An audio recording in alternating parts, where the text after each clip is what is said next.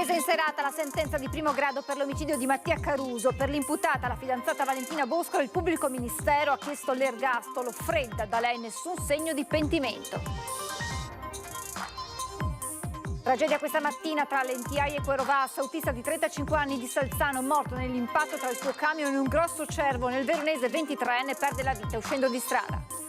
Migranti, allerta terrorismo, l'annuncio del Ministero dell'Interno Matteo Piantedosi, l'Italia reintrodurrà i controlli al confine con la Slovenia, la decisione comunicata alle autorità europee. Strage di Marghera, mentre sono iniziate le analisi meccaniche ed elettriche sui 18 bus della linea in uso al Comune di Venezia, i consiglieri comunali del PD chiedono una commissione straordinaria di indagine.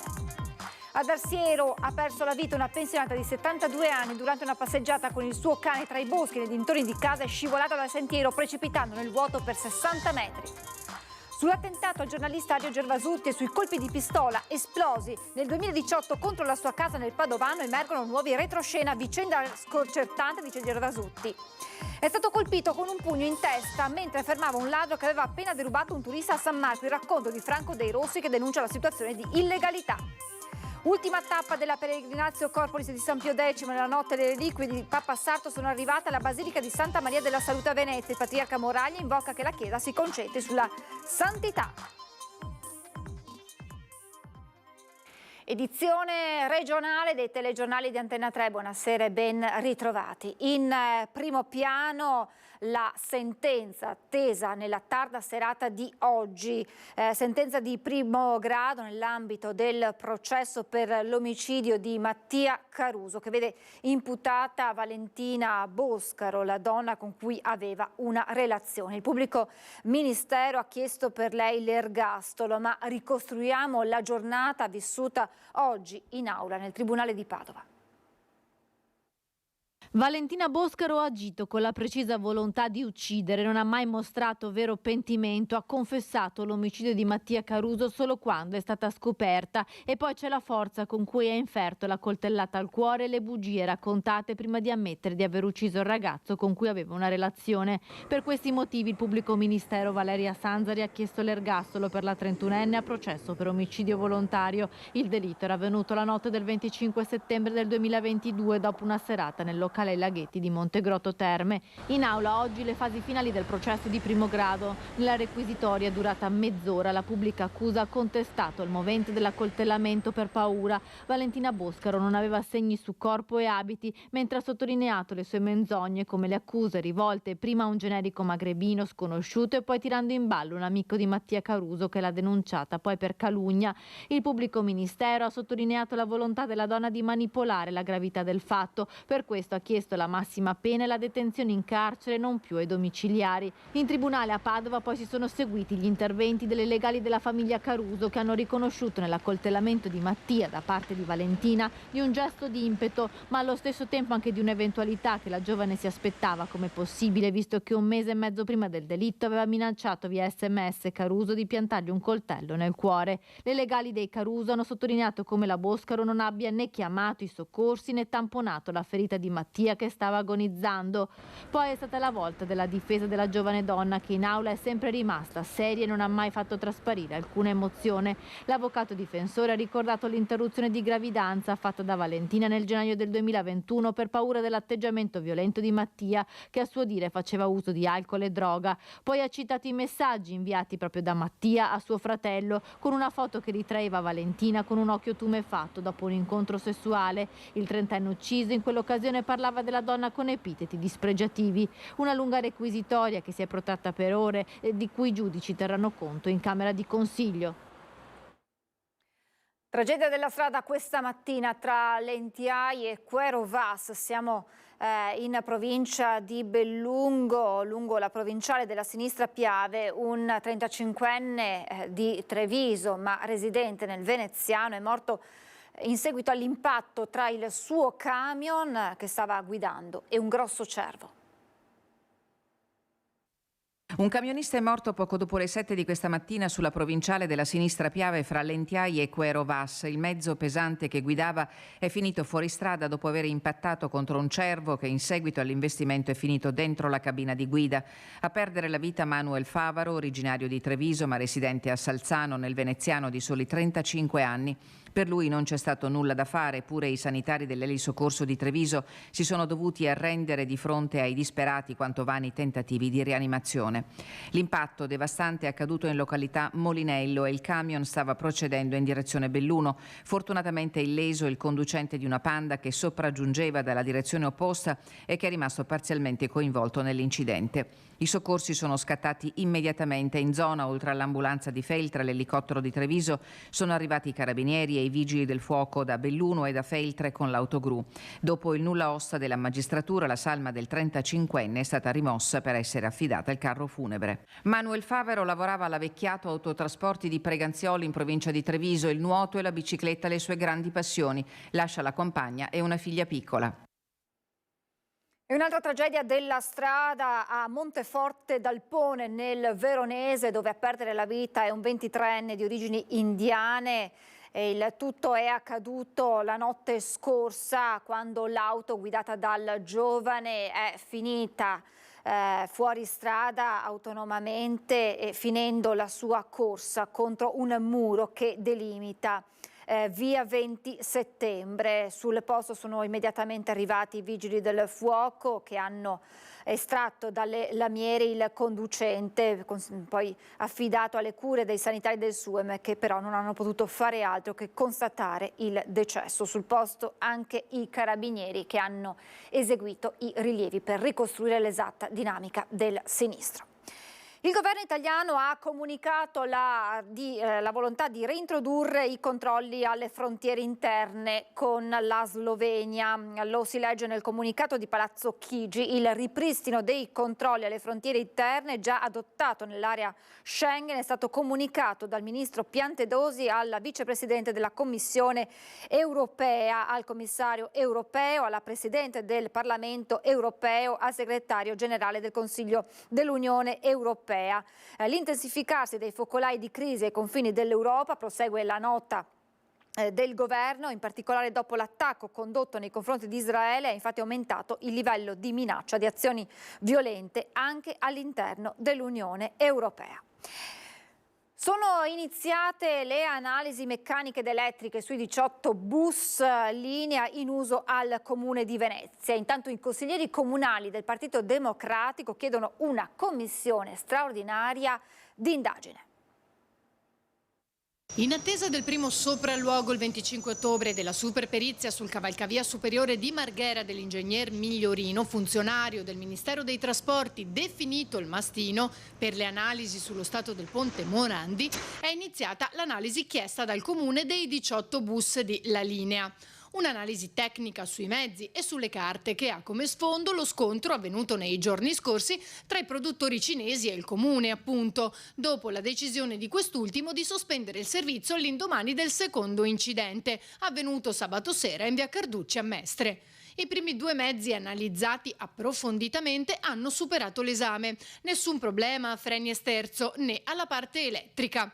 Oltre a questo dovrà essere però prodotta la diagnostica completa di ogni mezzo in riferimento sia allo stato attuale che allo storico dal giorno delle immatricolazioni. Intanto i consiglieri comunali del Partito Democratico chiedono la costituzione di una commissione straordinaria d'indagine. Chiediamo la costituzione nel più breve tempo possibile di una commissione straordinaria di indagine che faccia luce nella situazione della viabilità della città di Venezia, sia per quanto riguarda le strade, ma anche i viadotti, i ponti e tutte le nostre infrastrutture. È evidente che c'è la necessità di una trasparenza, di una verifica di quelle che sono le situazioni all'interno del tutto territorio comunale. Oltre a questo riteniamo essenziale che si faccia anche luce sui mezzi di trasporto utilizzati dal trasporto pubblico locale, sia quelli direttamente di gestione di AVM, ma anche quelli dati in appalto che hanno coinvolto i due incidenti, quello tragico e quello più recente nella città di Mestre. Auspichiamo che la commissione venga approvata da tutto il Consiglio Comunale, perché dopo la tragedia avvenuta a Mestre riteniamo che sia doveroso e necessario effettuare un'operazione di trasparenza nell'interesse di tutta la collettività e di tutti i cittadini. Un'anziana escursionista di Arsiero ha perso la vita durante una passeggiata tra i boschi insieme al suo cane. La donna è scivolata dal sentiero precipitando nel vuoto. Arsiero è stata la presenza del cane, tornato a casa da solo dalla passeggiata poco prima di mezzogiorno, ad aver allarmato i vicini che hanno subito chiamato il 118. La padrona dell'animale, una signora di 72 anni, è morta a seguito dei traumi riportati da una violenta caduta durante una breve escursione nei dintorni della sua abitazione a Castana. I soccorsi arrivati con la squadra medica hanno trovato il corpo ormai esamine dell'anziana donna nel primo pomeriggio. Era riverso sopra alcuni rovi che hanno fermato la caduta della pensionata dopo un volo di circa 60 metri. Le novità legate all'attentato al giornalista Dario Gervasutti, i colpi di pistola esplosi contro la sua abitazione nel 2018. Se ne è parlato oggi nel corso di Focus TG insieme al nostro direttore Luigi Bacciali e insieme proprio a Dario Gervasutti. Sentiamo che cosa è emerso. Nel 2018 fu vittima di un attentato nella sua abitazione di Padova. L'inchiesta, sentiti alcuni pentiti, ha portato ad un politico, il vicentino Filippi, che avrebbe ordinato il gesto contro il giornalista Dario Gervasutti, all'epoca direttore del giornale di Vicenza. La motivazione? Alcuni articoli sull'azienda del politico. Tra le novità di oggi, come riporta il Corriere del Veneto, la dinamica e retroscena sull'intimidazione, ripercorsi dal nostro direttore Luigi Baccialli a Focus TG con Gervasutti. Se non fosse una situazione drammatica e per fortuna non è stata tragica, ci sarebbe da ridere sinceramente, nel senso che cosa deve pensare una persona che scopre che qualcuno lo ha messo nel mirino e aveva chiesto a dei figuri di picchiarlo, e questi figuri probabilmente perché mi hanno visto che sono un po' grosso, insomma, hanno pensato bene che forse era meglio evitare e a scanso di rischi hanno pensato di spararmi in casa.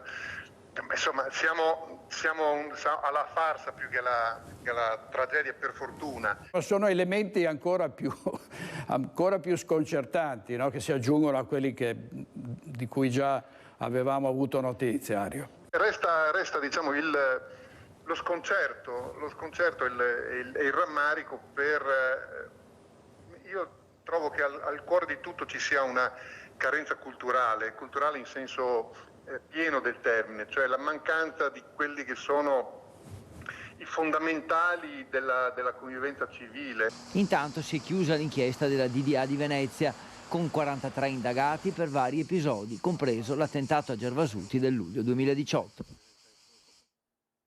È stato colpito con un pugno in testa mentre tentava di fermare il ladro che aveva appena derubato un turista a San Marco. Il racconto di Franco Dei Rossi, che denuncia la situazione di illegalità che vive la piazza più importante di Venezia. Capo della guerra l'ho fermato, gli ho detto: adesso tu hai fregato i soldi a un turista e aspetti, adesso io chiamo i carabinieri e tu rimani qua. Ha cominciato a dimenarsi e a un certo momento mi ha dato un pugno. Franco Dei Rossi fa parte dei cittadini non distratti e l'aver bloccato un uomo che aveva appena derubato un turista gli è costato un pugno in testa di cui porta ancora i segni. Il fermato, poi consegnato ai carabinieri, fa parte di quel foltissimo gruppo di venditori abusivi di paccottiglia e di grano per piccioni, generalmente bengalesi, che a decine calano in piazza San Marco, abbordando turisti che pensano di cavarsela con pochi spiccioli. Turisti magari si danno 2-3 euro, no, abbiamo dato parecchio grano, dovete darci 10 euro minimo. Poi anche 20 euro, e addirittura quando i turisti tirano fuori dal portafoglio i soldi, qualcuno di loro prende i 50 euro dal portafoglio e scappa via. E è successo parecchie volte sta roba qua. Questo è ciò che succede praticamente ogni giorno in piazza San Marco, nel cuore di Venezia, e quando non si arriva all'estremo del furto, la richiesta di denaro viene condotta con un'insistenza che può sfociare anche nell'intimidazione, accerchiando in gruppo il o i malcapitati di turno che a quel punto preferiscono tirare fuori i soldi. È capitato di vedere qualche risa o comunque un turista che io non voglio pagare. Sì, parecchie, mi sono venute anche in negozio, tanti, scappando, avendo paura, chiedendomi aiuto o chiedendo di chiamare la polizia. Anch'io ho avuto da discorrere con loro. Ti dicono stai zitto, ti uccido, ti accoltello. L'esperienza di questo commerciante non è isolata. In mezzo alla piazza troviamo un fotografo ufficiale di fotoricordo. Il mio collega, che oggi non c'è, è stato addirittura aggredito da una decina di loro con ombrellati in testa, eccetera. Per quale motivo? Per il motivo che lui insomma, li ha ripresi e li ha corso dietro, alla fine loro si sono ribellati in 10-15, lo hanno massacrato di botte, è andato anche in ospedale, al civile. Quando è successo? È successo 2 anni fa. Per un motivo o per l'altro, le aggressioni a Venezia, anche nel cuore di Venezia, si tratti di Rialto o San Marco, sono sempre più frequenti. Si tratti di stranieri o di italiani, di malviventi o di persone in stato di alterazione alcolica, oppure ancora baby gang. Lorenzo Greco è un altro volontario dei cittadini non distratti. Un mio amico è stato oggetto appunto di un'aggressione da parte di 4 ragazzi, erano con delle bottiglie e ha preso delle bottigliate il mio amico, per fortuna è abbastanza anche ben messo fisicamente, è riuscito a svincolarsi e scappare, era insieme con la ragazza, la sua fidanzata.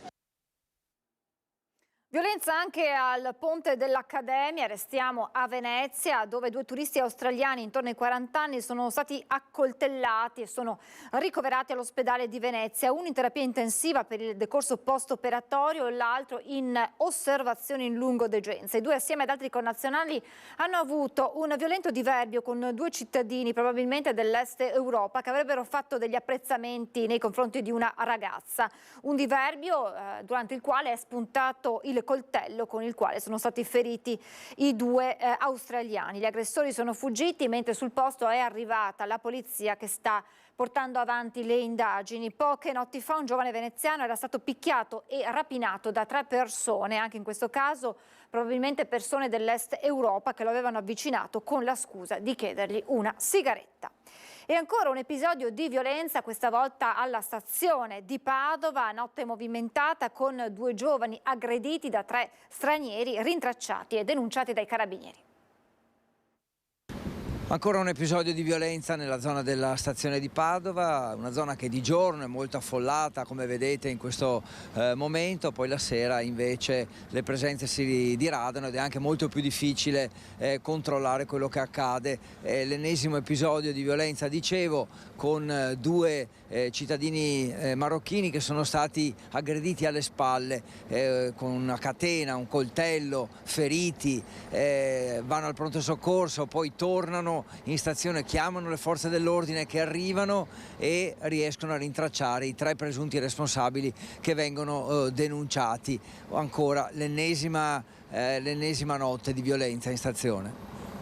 I 2 marocchini sono stati aggrediti alle spalle da 3 giovani, 2 egiziani e un connazionale. Uno è stato colpito alla testa con una catena di ferro, mentre un complice gli rubava dalle tasche 1.200 euro in contanti. Un terzo complice lo feriva alla mano con un coltello. All'altra vittima, che non ha subito violenze, i 3 rubavano uno zaino con un paio di scarpe da ginnastica e 600 euro. Raccolte le descrizioni degli aggressori, i carabinieri hanno fermato poco lontano i 3 presunti aggressori, un marocchino di 28 anni e 2 egiziani di 31 e 39 anni, tutti in Italia senza fissa dimora e già noti alle forze dell'ordine. Perquisiti sono stati trovati in possesso di una forbice trinciapollo con una lama di 8 cm, lo zaino e le scarpe rubate e la catena in acciaio usata per colpire la vittima, ma anche un coltello da bistecca lungo 22 cm con la lama seghettata ancora sporca di sangue. I 3 sono stati denunciati per rapina aggravata in concorso e 2 di loro anche per porto d'armi e strumenti atti ad offendere. Va verso la chiusura e senza un colpevole. La vicenda dell'esplosione in un locale di Abano avvenuta lo scorso aprile. Era stato aperto dalla procura un fascicolo per strage, ma la verità è emersa, è diversa. È stata un'esplosione accidentale, una bombola di gas lasciata aperta sarebbe perciò l'origine dell'incidente. Parliamo dell'osteria Cacio e Pepe di Abano, teatro lo scorso aprile di un episodio grave, una fuga di gas, un gran botto, muri crollati e vetrate in frantumi, ma la relazione dei vigili del fuoco ha accertato che la bombola che si trovava nel ripostiglio era stata lasciata aperta pochi minuti prima dell'esplosione, probabilmente per un errore. Inoltre un messaggio minatorio ritrovato era stato scritto da un proprietario e indirizzato ai ladri che avevano cercato di entrare nel locale alcuni giorni prima, e così, al termine delle indagini portate avanti dai carabinieri, è probabile la richiesta di archiviazione da parte del PM che segue la vicenda, che si chiuderà così senza ulteriori risvolti giudiziari. Olimpiadi Milano Cortina. Uscire dall'Italia per il bob dovrà essere l'estrema ratio dovuta a solide motivazioni, ha dichiarato all'ANSA il presidente del Veneto Zaia, mentre fonti governative riferirebbero che la pista di Cesana sarebbe alternativa preferibile. Lo stop alla costruzione della pista da bob a Cortina avrà conseguenze sui cantieri già avviati, a partire da ciò che resta dopo la demolizione a Ronco dello storico budello dedicato al rosso volante Eugenio Monti. Sembrano infatti in stand-by sia la realizzazione del memoriale che il risanamento dell'area. L'amministrazione comunale di Cortina, per bocca del suo primo cittadino Gianluca Lorenzi, ha già fatto la voce grossa in questo senso, ma le preoccupazioni più forti sono rivolte alle tempistiche dei cantieri per le opere viarie e olimpiche. In tutto questo a Cortina c'è attesa per l'esito della richiesta perentoria del presidente Zaia di ridistribuire le discipline olimpiche dopo lo schiaffo governativo al bob, allo slittino e allo skeleton. Zaia all'ANSA ha dichiarato: non so dove verrà dislocato l'impianto per i giochi 2026, nessuna comunicazione è stata data ai soci fondatori, si leggono varie ipotesi. Certo che l'eventuale scelta di uscire dal territorio italiano dovrà essere una estrema ratio dovuta a solide motivazioni. Fonti governative ieri sera hanno fatto trapelare la notizia che la pista di Cesana a Torino sarebbe alternativa preferibile nel limite delle risorse disponibili. Domani a Cortina è atteso il ministro dello sport Abodi e certamente qualche certezza potrà arrivare dal rappresentante del governo Meloni. Stamattina sulla vicenda ha parlato il presidente della Camera di Commercio di Belluno Treviso, Mario Pozza. Bisogna ritrattare la distribuzione delle gare, non c'è alternativa. So che questo sarà molto difficile, perché in questi giorni ero via e ho avuto modo di incontrare anche altri lombardi e sono molto preoccupati, dicono ormai quello che è dato è dato. Io mi auguro di no. La Regione Veneto in pressing, l'auspicio di Zaia che venga chiarita sin da subito la praticabilità o l'eventuale impraticabilità dell'impianto di Cesana, rendendo di pubblico dominio cronoprogramma e costi, così da evitare di dare vita a ulteriori leggende metropolitane. Sono arrivate nella notte a Venezia con un trasporto speciale da Padova le sacre spoglie di San Pio X. Le spoglie di San Pio X sono arrivate a Venezia. Come previsto sono sbarcate nella notte sul Canal Grande e subito trasferite all'interno della Basilica di Santa Maria della Salute, accanto al seminario che il santo aveva a cuore sia da patriarca che da papa per la venerazione dei fedeli. Questa mattina un momento di preghiera presieduto dal patriarca di Venezia Monsignor Francesco Moraglia ha dato inizio ufficialmente al pellegrinaggio alla presenza del prefetto Michele Di Bari. Il primo gesto del patriarca è stato quello di raccogliersi in preghiera davanti alle sacre spoglie di uno dei suoi predecessori che guidò il patriarcato con il nome di Giuseppe Melchiorre Sarto.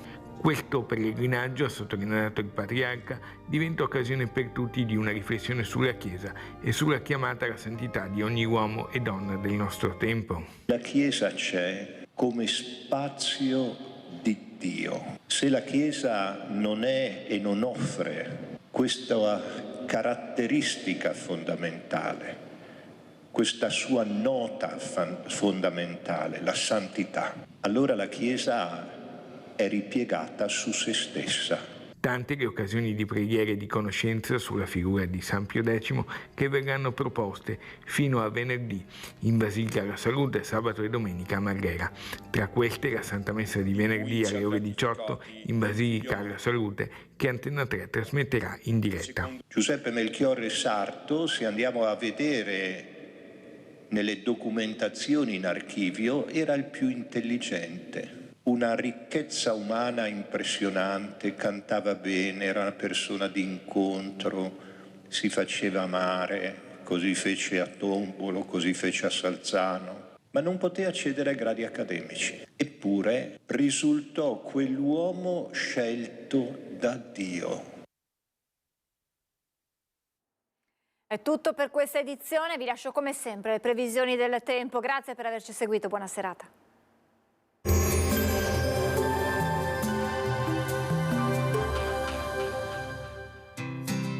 L'Unic Star, le uniche pagliette antibatteriche in commercio, prodotte anche per i marchi più importanti, sia nazionali che internazionali. Bentrovati al meteo.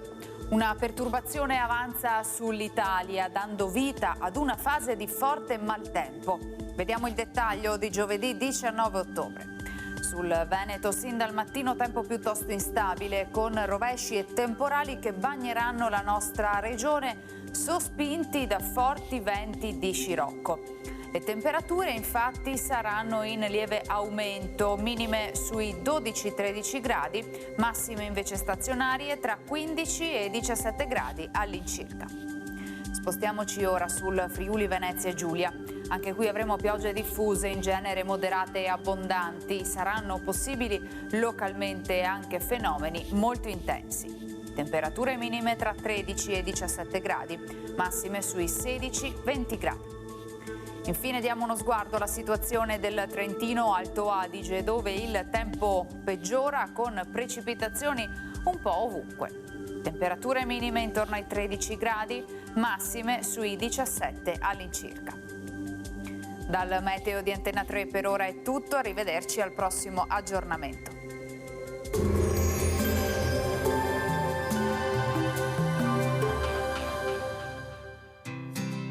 L'Unic Star, le uniche pagliette antibatteriche in commercio, prodotte anche per i marchi più importanti, sia nazionali che internazionali.